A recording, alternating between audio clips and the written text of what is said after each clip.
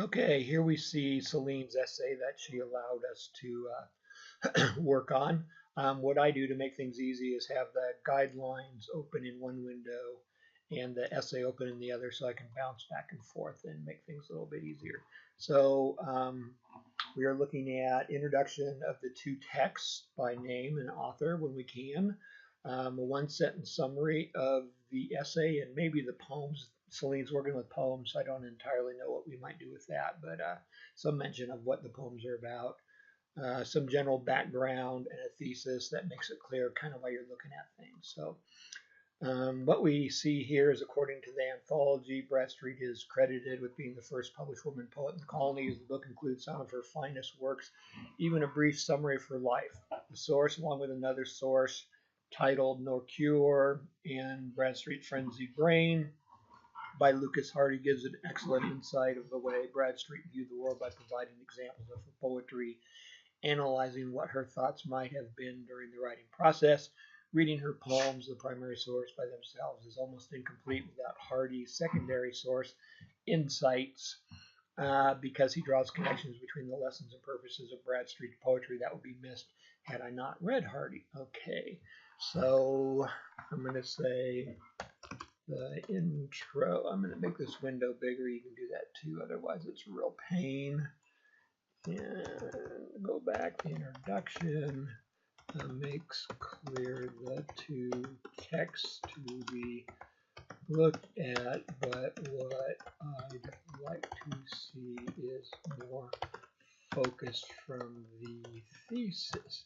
And remember, the directions are to say something positive, something you notice working well, fitting what's being asked, and then something they might do better. And so one thing I want to show you is I looked at Celine's conclusion, and she writes down here two valuable insights that she missed or would have missed were that the way the prologue praises the brain's way of turning thoughts into artistic poetry, and that she included valuable lessons in her letter referencing her past poetry. Okay, still a little bit vague.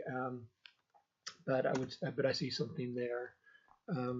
One way to provide more focus is to look at what you said in the conclusion, such as the praise of how her brain works. And then that way there can be more focus going forward. So I don't know that I'm going to be able to say much. What I would like to see with the summary is that it begins something like, what's Hardy's names? Lucas Hardy's essay, No Cure and Bradstreet's Frenzied Brain, and then go describes how Bradstreet believes that art is very purposeful or something like that. So we want to open the summary with mention of the author in text. So I'm going to say, generally I don't know how well this summary works because I haven't seen her annotations, but I'm going to assume it's working well. So one thing I suggest is that the summary begin with the essay, I'll say the secondary source title and author's name, so the reader knows right away that they are reading summary. Okay. Now, as there's a couple things. So verbs in your summary are important. We don't need too many attribution, but when we have this one, Hardy proceeds to state that his reason, blah, blah, blah, just write something like Hardy states.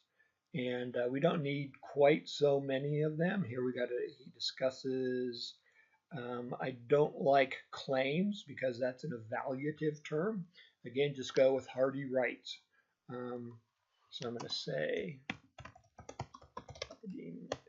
attributions, keep it simple with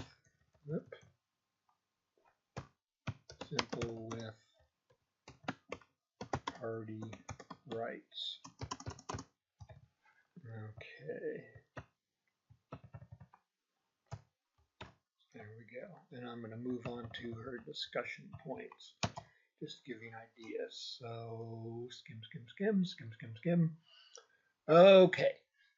So I would not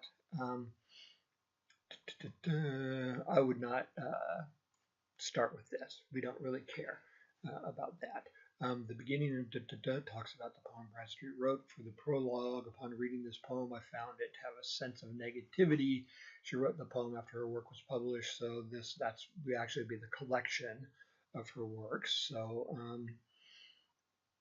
it was already published, so this gave me an idea. She likely wrote the prologue as to buffer, so society would not give her grief to being a female poet. Then in the stanza she writes, Hardy then, so we don't need to say things then in the secondary text, but we can say, in his essay, Hardy focused on the stanza before and quoted the line. He said, art correct nature except for weak or wounded brain, which admits no cure. This line, with a few other key points discussed about Bradstreet's, proved to me that she wrote the prologue less as a buffer to misogynistic males, but more of a way of praising the way the brain works. Okay, interesting idea. So what I would say,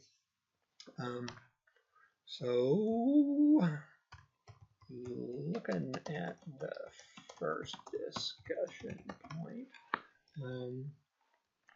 I want to see your thoughts take precedence. The way to do this is to start with what is now the last sentence, which states your view.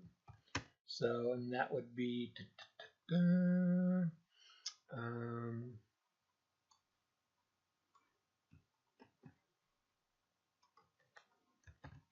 copy paste. So this is a very nice claim on Celine's part that could be followed up.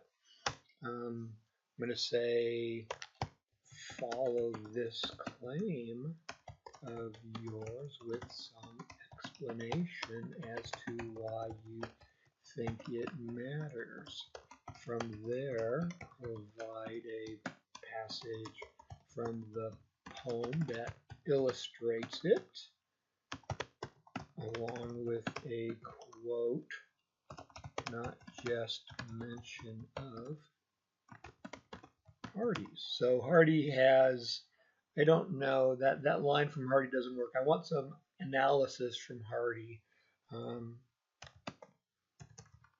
Supporting material from the secondary source should make clear why the point under discussion is of interest or importance.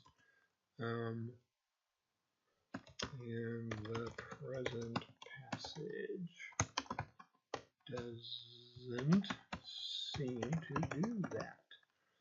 Okay, and then you can wrap it up. And because there is no strong thesis right now, there's no way to tie this back to that thesis. So that'll be something Celine thinks about. Okay, so but basically the paragraph format, what's the point?